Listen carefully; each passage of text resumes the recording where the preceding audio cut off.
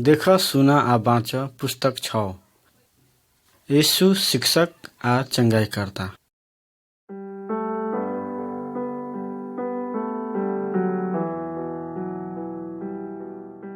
नमस्कार संगतिया सब, आब आ सभे महान शिक्षक से भेंट कर। ओकर नाम यीशु है। ओकर बारे में जाने के लायल इस संदेश के ध्यान दे के सुनू। जब तू ई आवाज के सुनबे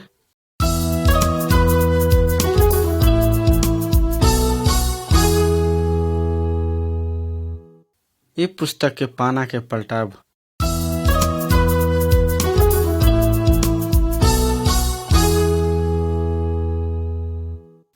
चित्र नंबर 1। यीशु आदमी सबके शिक्षा देलक। मत्ती 5 अध्याय। इस चित्र में तोहनी सब यीशु आ आदमी सबके परमेश्वर के बारे में शिकायत देखे सकबो। वो एकमात्र सत्य परमेश्वर बा जौन हमनी के सभे के बचैलक। यीशु परमेश्वर लगुन से आयल बा। ओकरा परमेश्वर के बारे में सभे बात था बा। आदमी सब पाप कैला के कारण आ दुष्ट मार्ग में चले के कारण ओकनी के परमेश्वर से अलग होके बाद भी परमेश्वर सभे के माया करेला। हमनी के परमेश्वर के कैसे चिने सकम त? बात सिखाएला यीशु आयल बा।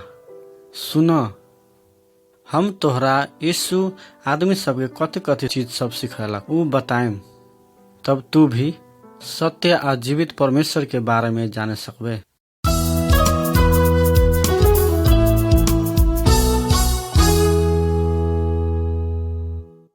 चित्र नंबर 2। दूगो घर। मत्ती 7 अध्याय के 24 पद से 27 पद तक यीशु चित्र में रहल दूगो घर के बारे में एगो दृष्टांत कहलक। उ दूगो घर सब में से एउटा चट्टान ऊपर बनैले रहे। ये घर के जग बहुत बरियार रहे। यही से जब पानी पड़लक आ दहार अलक, हुरी चललक आ उ घर ऊपर पड़लक। यही से ई घर के तोड़े न सकल। लेकिन दूसरे घर बालू ऊपर बनैले रहे। आ ई घर के जग बरियार न होला के कारण जब पानी पड़लक आ दहार अलक आ तूफान चललक आ उ घर ऊपर पड़लक। उहे से ई घर के आसानी से दहला के ले गेल। हमनी के जीवन एगो बरियार जग ऊपर बनाए के पड़ी। हमनी के बरियार जग यीशु के शिक्षा बा। अगर हमनी के ओकर शिक्षा के पालन करी सी त हमनी के जीवन में दुख कष्ट के समय आयला भी हमनी के बरियार रहम। शैतान भी हमनी के नाश न कर सके।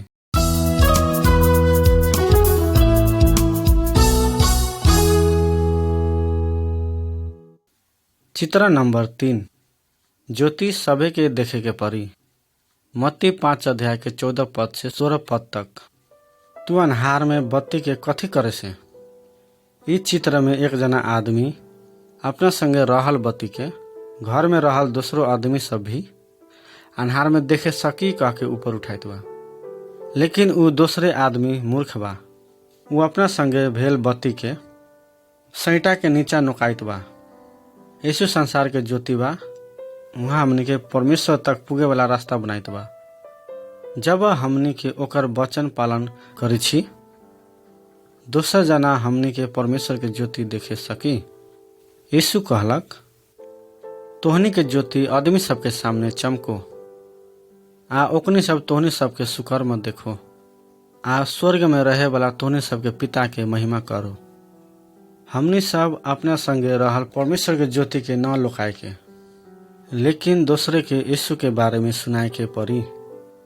तब ओकनी सब भी परमेश्वर की हा पुगे वाला रास्ता के बारे में जाने सकी।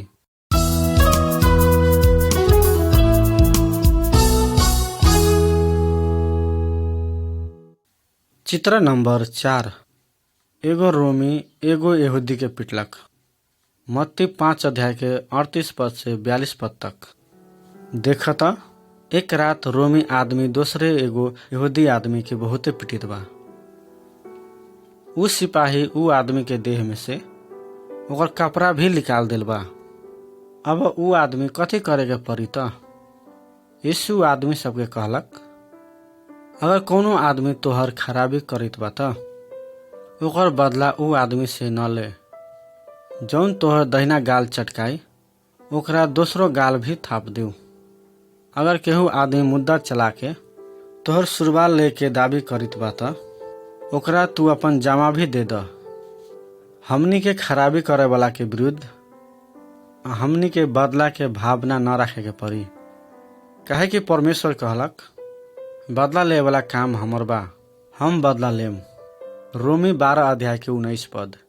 परमेश्वर खराबी करे वाला संगे इस संसार में अथवा मृत्यु के बाद बदला ली, लेकिन ऊ हमनी के ओकनी सब कैल खराबी के बदला में भलाई करेला सिखाइए।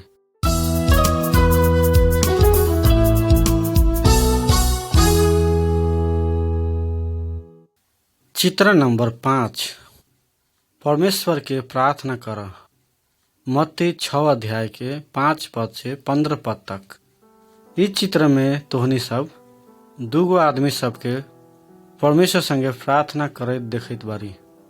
ऊ दोनों में से एक जना सड़क के किनार में खड़ा होके बड़का बड़का प्रार्थना के दोहरियात बा। ऊ आदमी सब ओकरा देखो कह के आ ओकर प्रशंसा करो कह के चाहत बा। परमेश्वर ऐसन प्रार्थना के उत्तर न दी। यीशु कहलक, लेकिन तू जब प्रार्थना करे से उस समय अपन भीतरी कोठा पर जो आ केमारी बंद करके गुप्त में रहल तू अपन पिता के प्रार्थना कर। गुप्त में देखे वाला तोहर पिता तोहरा की नाम दी। परमेश्वर जानिए कि हमनी के कथी कथी चाही कह के हमनी के ओकरा एवटे बात के बारम्बार कहे के न पड़ी। हमनी के प्रार्थना में परमेश्वर के आराधना करे के पड़ी और दोसर के लागे भी वहाँ संगे अंतर विनती करे के पड़ी। सबसे पहले वहाँ संगे हमनी के अपन कैल भूल सबके लागी क्षमा मांगे के पड़ल और हमनी के शैतान और दुष्ट बात सबके जोगाए के लेल विनती करे के पड़ी।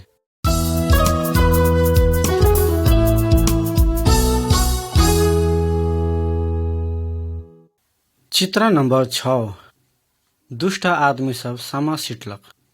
मत्ती 13 अध्याय के 24 पद से 30 पद तक, 36 पद से 43 पद तक। भरखुन बिया सिटलक एगो खेत में। कुछ दुष्ट आदमी सब छामा के बिया भी सिट देल। ऊ आदमी सब ऊ खेत धनी के दुश्मन रहे। अब ऊ खेत के धनिक सामा के बिया के दोसर बिया से अलग करे न सकल, काहे कि ऐसे कैले में कहू दोसर बिया सब भी नष्ट हो जाई कि ई कह के ओकरा के डर लगत रहे। इहे से ऊ कटनी के समय तक रुकेला निर्णय कलक। बाद में फसल तैयार हो गेला के बाद ऊ निमन निमन बाली के एक ओरी सुटियलक आ सामा के एक ठाव में जमा करके आगी में जरा देल। मित्र सब, शैतान भी इस संसार में हमनी सबके बीच ऐसने दुष्ट आदमी सबके राख दिल बा। जब पूरा समय आई यीशु लौट के फेरू आई, ऊ परमेश्वर के आज्ञा पालन करे वाला सबके आ सभे किस्म के दुष्ट काम करे वाला सबके अलग अलग करके सुटियाई आ अपना सबके यीशु अपना संगे हमेशा के लेल स्वर्ग में ले जाई, लेकिन दुष्ट सबके शैतान संगे नरक के आगे में फेंक दी।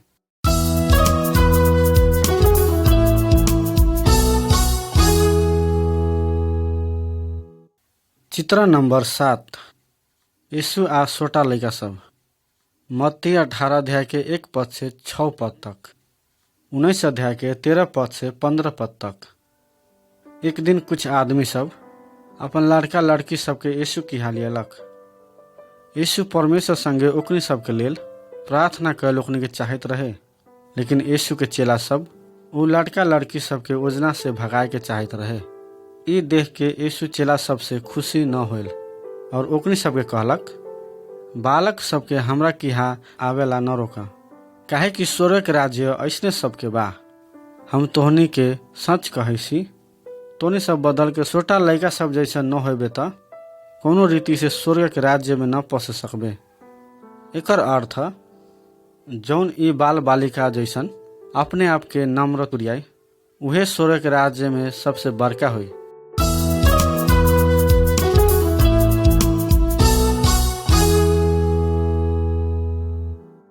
चित्र नंबर 8 गोठाला चरवाहवा आ भेड़ा सब।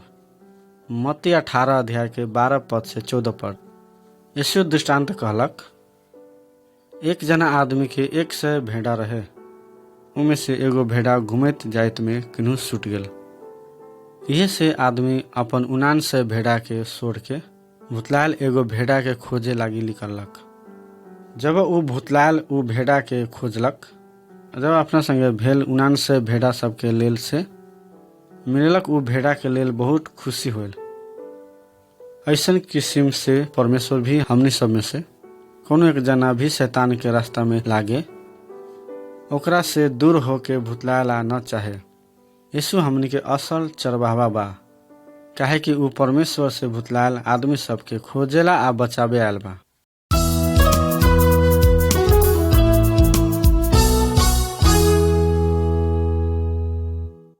चित्र नंबर 9 अधन्यवादी नौकर। मत्ती 18 अध्याय के 21 पद से 35 पद तक। एगो नौकर राजा के बहुत बड़का रकम लौटाए न सकलक। राजा उ नौकर के दास होए के लेल बेचेला ओकरा हुकुम कैलक। उ नौकर राजा से दया के लेल विनती कैलक आ राजा ओकरा दया दिखैलक। राजा ओकर सभे ऋण कर्जा माफ कर देल और ओकरा छोड़ देल। उहे नौकर ओकरा संगे काम करे वाला एगो दूसरे नौकर के रास्ता में भेटलक। उ पहिलका नौकर संगे तैके मात्रा कम कर्जा लेले रहे, लेकिन लौटाए न सकल। उ अधन्यवादी नौकर दूसरे नौकर के घेट में मोड़ के ओकरा के झेल खाना में रख देल। दूसर नौकर से बाद में जाके सभे बात राजा के बता देल। राजा इस सुन के बहुत ज्यादा खिसिया गेल आ उ नौकर के बुला के कहलक, ए दुष्ट नौकर, तू हमरा से विनती कैले उहे से हम तोहर सब कर्जा माफ कर दिली। जैसे हम तोहरा ऊपर दया कैली, तू अपन संगतिया ऊपर दया करे के चाहिए। तब राजा उ अधन्यवादी नौकर के हमेशा के लेल जेल खाना में रख देल। संगतिया सब, परमेश्वर हमनी सबके कैल सभे अधर्म सबके क्षमा करी, लेकिन हमनी सब भी हमनी के विरुद्ध खराबी करे वाला सबके क्षमा करे के पड़ी।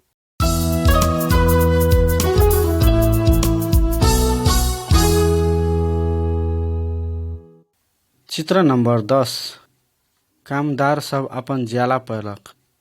मत्ती 20 अध्याय के 1 पद से 16 पद तक। ये काम करे वाला आदमी सब अपन अपन जाला ले आयलक। इनमें से सभे पहिलका अपन जाला पाए वाला व्यक्ति काम करे में सभे से अबे रहलक। वो दोसर सबसे तैका काम कैले रहे, लेकिन काम लगाए वाला मालिक असल आ दयालु रहे। मालिक उ कामदार के एक दिन भर के काम के जाला देलक। एक जना दोसर कामदार आधा दिन काम कलक, लेकिन सब जना बराबर रूप से जाला पैलक। ई देख के उ आदमी जौन दिन भर काम कैले रहे जाके उ मालिक से आपत्ति जनैलक, काहे कि उ बेसी जाला चाहत रहे। उ मालिक कामदार के कहलक, संगतिया, हम तोहरा न ठगले बारी। तू शुरू में उतने जाला में काम करेला राजी होले। हमार पैसा के कैसे चलावे के पड़ी ओकर अधिकार हमरा संगे बा। कथी उ व्यक्ति प्रति हमर उदार होला में खिसियात बारे।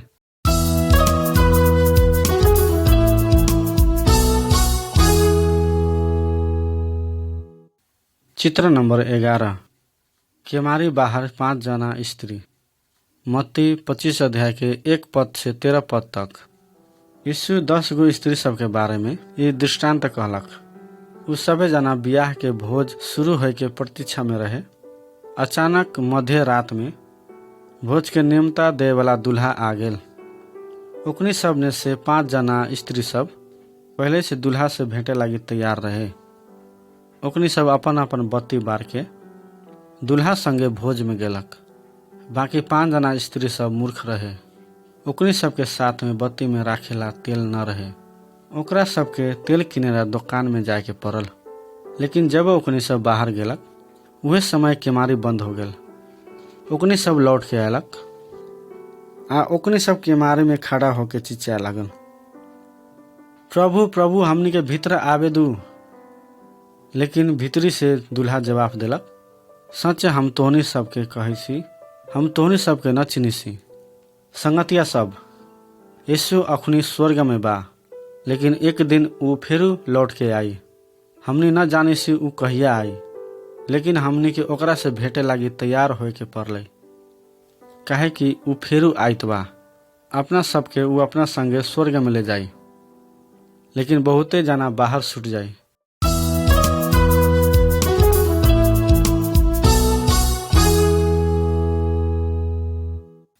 चित्र नंबर 12, मालिक आ ओकर नौकर सब। मत्ती 25 अध्याय के 14 पद से 30 पद तक यीशु ख्रिस्ट के पुनः आगमन के लागी हमनी सब कैसे अपने आप के तैयार राखम। इस चित्र में रहल महत्वपूर्ण आदमी भरखुन अबगे घर लौटल बा। अपन बाहर गेल समय ओकर पैसा के देखभाल ओकर अपन नौकर सब कहलक।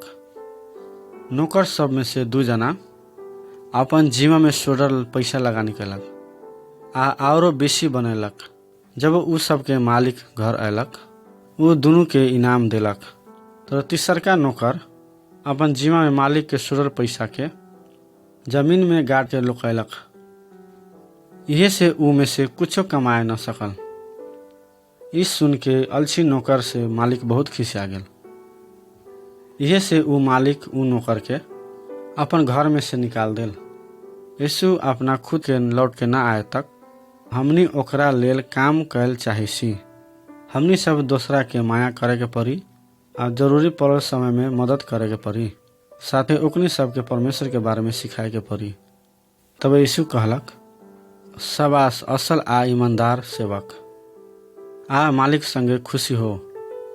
यीशु आदमी सबके परमेश्वर के बारे में सिखैलक, लेकिन साथ साथे ऊ आदमी सबके अपना संगे रहल परमेश्वर के शक्ति भी दिखैलक।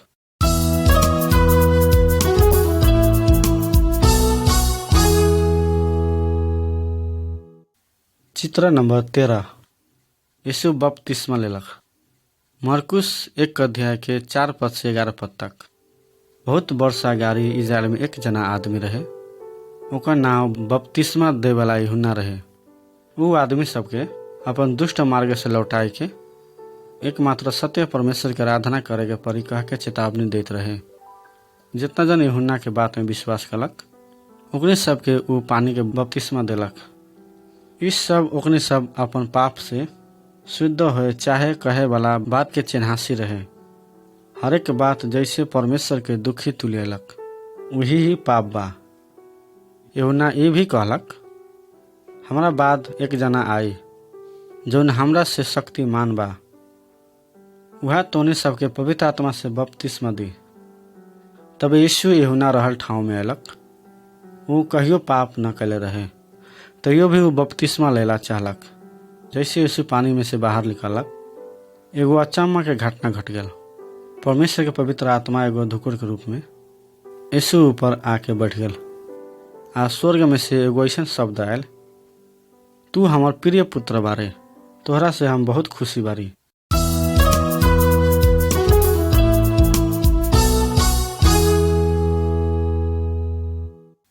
चित्र नंबर 14, यीशु सहायक सबके बुलेलक। मरकुस 1 अध्याय के 14 पद से 20 पद तक। यीशु आदमी सबके खुद के मदद करो कह के चाहत रहे। वो ओकनी सब हमरा से परमेश्वर के बारे में सीख के दोसर आदमी सबके भी बताओ चाहत रहे। एक दिन यीशु समुद्र के किनार में घूमे समय में उ 4 जना मछली मारे वाला मछुआ सबके देखलक। यीशु उ सबके कहलक, हमार पछारू लाग आ हम तोहनी सबके आदमी सबके पकड़े वाला जाल हारी बनाम।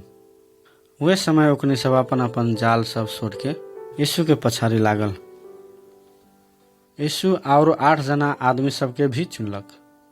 अब ये 12 जना आदमी सब यीशु के विशेष शिष्य सब भेल। ओकनी सब के बाद में यीशु के चेला सब कहलक। ओकनी सब यीशु के कल आश्चर्य काम सब देखलक आ यीशु परमेश्वर लगुन से आयल बा कह के था पैलक। अगर हमनी के यीशु के आज्ञा पालन करम आ ओकरा के पछेम त हमनी सब भी परमेश्वर लगुन से आयल बा कह के था पाएम।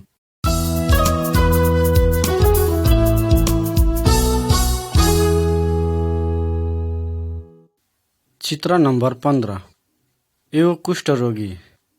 मरकुस 1 अध्याय के 40 पद से 45 पद तक। एक दिन कुष्ठ रोग लागल एगो आदमी यीशु के यहाँ अयलक। ऊ यीशु के अगाडि अपन घुँडा टेक के कहलक, अगर तू चाहबा त हमरा शुद्ध पार सकब। दूसरे आदमी ऊ कुष्ठ रोगी के पास में जायला डराइत रहे, लेकिन यीशु ऊ आदमी प्रति दया से भर गेल। आ यीशु ऊ आदमी के छू के कहलक, हम इच्छा करीसी तू शुद्ध हो जो। उस समय ऊ आदमी निमन हो गेल। ऊ बहुत ज्यादा खुशी हो गेल आ जाके सभे आदमी सबके बता देल। संगतिया सब, हमनी के पाप सब भी कुष्ठ रोग जैसन बा। इहे से हमनी के परमेश्वर से अलग राखेला। लेकिन हमनी के यीशु की आयम त ऊ हमनी के पाप सब के शुद्ध कर दी।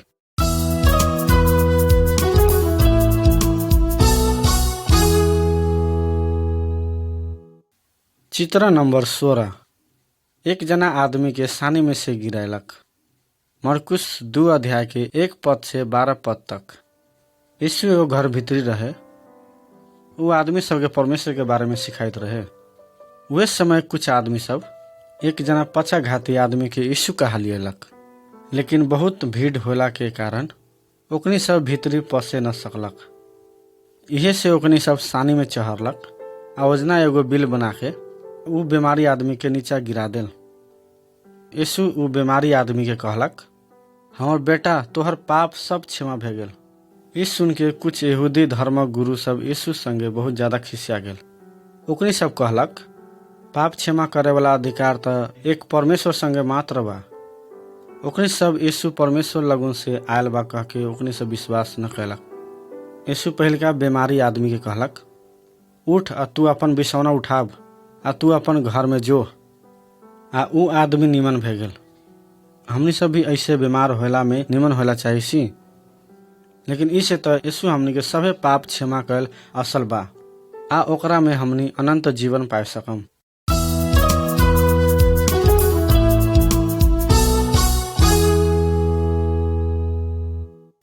चित्र नंबर 17।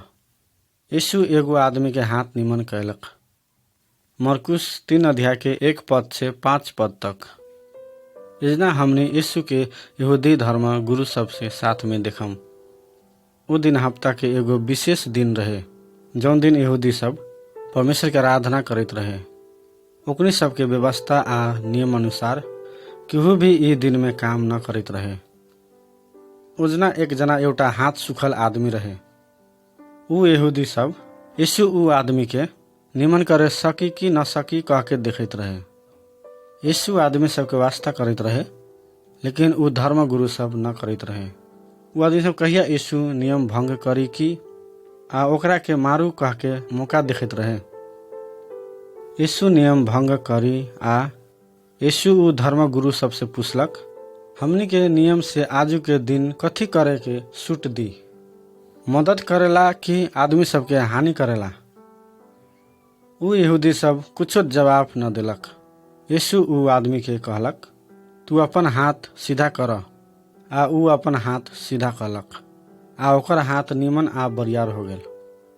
संगतिया सब, हमनी के परमेश्वर के आराधना करे के पड़ी, लेकिन साथ साथ दूसरे के भी वास्ता करे के पड़ी।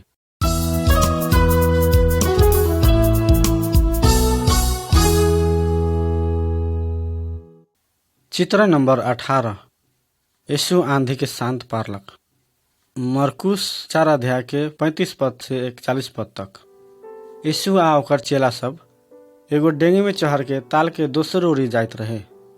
अचानक ऊ तालाब में एगो भयानक आंधी आ गेल। आंधी के कारण तालाब के पानी डेंगी में भरे लागल। कुछ देर में डेंगी पानी से भर गेल आ डूबे लागल। यीशु डेंगी के पसारी के भागने मस्त निंद्रा में सुतल रहे। ओकर चेला सब ओकरा ऐसे कह के उठलक, गुरुजी हमनी के नष्ट होए लागल बारी कह के कथी तोहरा के थाह नहीं खे। तब उहा उठलक आ बतास के डरेलक आ समुद्र के कहलक, रुक जो, शांत हो जो। उहे समय बतास थाम गेल आ चारू ओर सुनसान हो गेल। आ ऊ चेला सबके कहलक, तोनी सब काहे ऐसे भयभीत होए से। ओकनी सब बहुत ज्यादा डरा के आपस में कहे लगल, ई कौन बा, बतास आ समुद्र भी एकल हुकुम मानेला। संगतिया सब, यीशु संगे सबे सृष्टि ऊपर अधिकार आ शक्ति बा। हमनी ओकरा में भरोसा करू आ न डराऊ।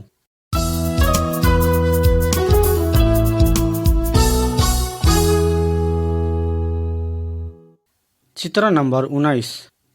भीड़ के बीच में एगो स्त्री। मरकुस 5 अध्याय के 25 पद से 34 पद तक। ई भीड़ के बीच में रहल स्त्री बीतल 12 वर्ष से बीमारी रहे। ओकरा था रहे यीशु चाहे तो ओकरा निमन करे सकी, लेकिन ओकरा यीशु की यहाँ जाए लाग डराइत रहे। ऊ खुद से कहलक, हम ओकर कपड़ा के एगो कोना छू लेम तो हम निमन हो जाए। इहे से स्त्री भीड़ के पसारी से आके ओकर कपड़ा सुलक आ लगातार ओकर रोग निमन हो गेल आ ऊ ठीक हो गेल। यीशु के खुद में से शक्ति बाहर निकलल जल्दी था हो गेल आ भीड़ के पसारी ओर घूम के कहलक, केहू हमर कपड़ा सुलक। यीशु के लग पास आदमी के लम्हत बड़का भीड़ रहे, लेकिन यीशु ओकरा खोजित बा कह के ऊ स्त्री के था हो गेल। ओकरा बाद डर से कांपैत आके घुपटो पड़लक आ ओकरा सभे सत्य बात बता देल। आ यीशु ओकरा कहलक, हे बेटी, तोर विश्वास तोहरा के बचैलक, शांति से जो। इस संसार में बहुत आदमी सब बा, लेकिन यीशु उ सब के चिन्ही से आ ओकनी सब के वास्ता करेला। उ तोहरो भी वास्ता करेला।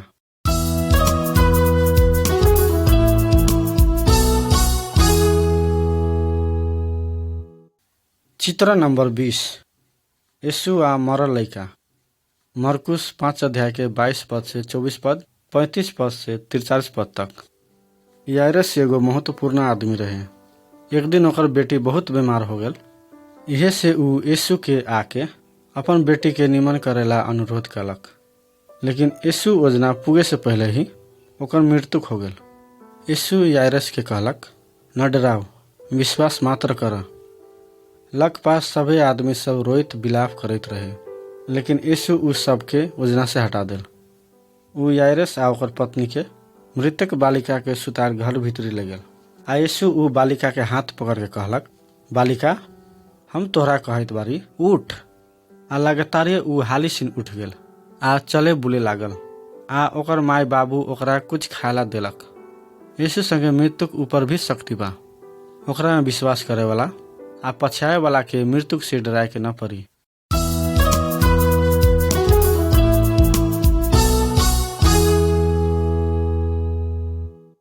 चित्र नंबर 21। यीशु आ विदेशी स्त्री। मरकुस 7 अध्याय के 24 पद से 30 पद तक। एक दिन एगो विदेशी स्त्री यीशु की यहाँ आयलक। ओकर बेटी के दुष्ट आत्मा से सताइत रहे।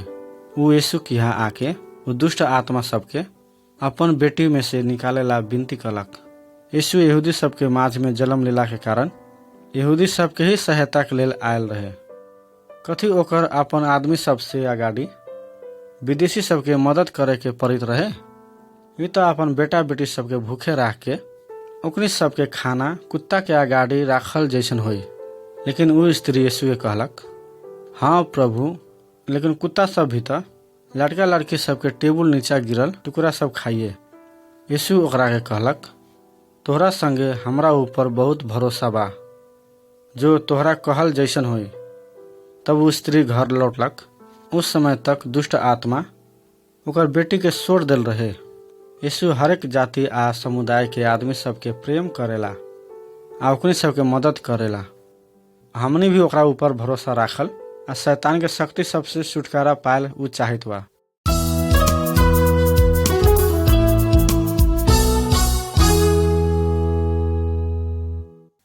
चित्र नंबर 22। यीशु बहिरा आ बमर आदमी। मरकुस 7 अध्याय के 31 पद से 37 पद तक।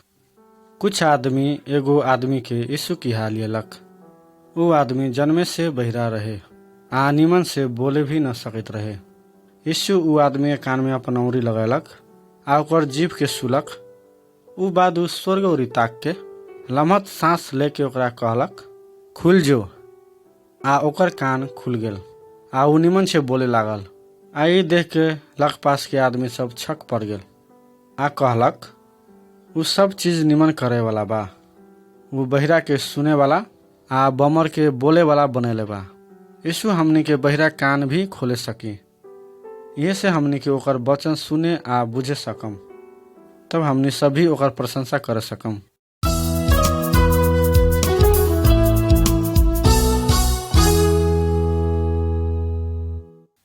चित्र नंबर 23। यीशु एगो आंधा आदमी के निमन कैलक। मरकुस 8 अध्याय के 22 पद से 26 पद तक। एक चोटी यीशु एगो आंधा आदमी के हाथ पकड़ के ओकरा गांव में से बाहर लियलक आ ओकर आँख में थूकलक। ओकर ऊपर अपन हाथ रख के ओकरा से पूछलक, कथी तू किसियो देखित बारे? ऊ आदमी तैका तैका देखे लागल आ कहलक, हम आदमी सबके गाछी जैसन चलैत देखित बारी। तब यीशु फेरू ओकर आँख में हाथ रखलक। ऊ यीशु आ लग पास रहल सभे जना के सफा से देखे लगलक। संगतिया सब, शैतान हमनी के आत्मा के आंधा बना देवेला। हमनी के यीशु संबंधित सत्यता के न देखे सकीसी, लेकिन हमनी के यीशु संगे हमनी के आत्मिक आँखा खोल देवे के लागी विनती करे के पड़ी। तब हमनी सब भी ओकर आ ओकर के सत्यता सबके जान सकबे।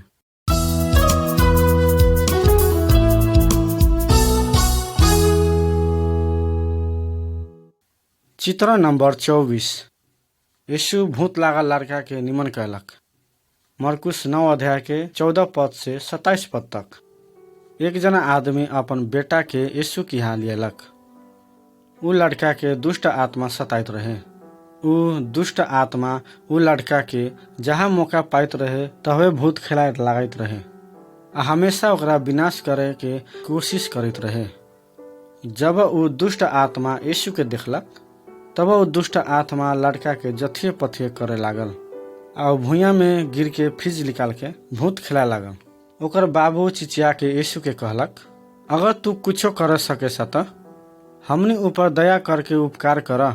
यीशु ओकरा के कहलक, परमेश्वर में विश्वास करे वाला के लेल सभी चीज संभव बा। तब यीशु दुष्ट आत्मा के जोर से झाड़ के कहलक, ए बमर आ बरियार आत्मा, हम तोहरा हुकुम करीसी, ऊ लड़का में से निकल के आ फेरी कहियो ओकरा भीतरी न पसिह। आ चिचिया के ऊ दुष्ट आत्मा बाहर निकल गेल आ फेर ऊ लड़का के आक्रमण न कैलक। यीशु संगे सभे आत्मा सब इस संसार आ आए वाला संसार ऊपर शक्ति आ अधिकार बा। ई घटना के कुछ समय बाद यहूदी धर्म गुरु सब यीशु के मारलक, लेकिन इस समय में औरो यीशु सबसे बड़का आश्चर्य काम कलक। ऊ मृत्यु में से जीवित हो गेल। यह से ऊ शैतान अर्थात मृत्यु के सदा के लेल पराजित कर देल, काहे कि यीशु सच में ही एक सत्य परमेश्वर बा।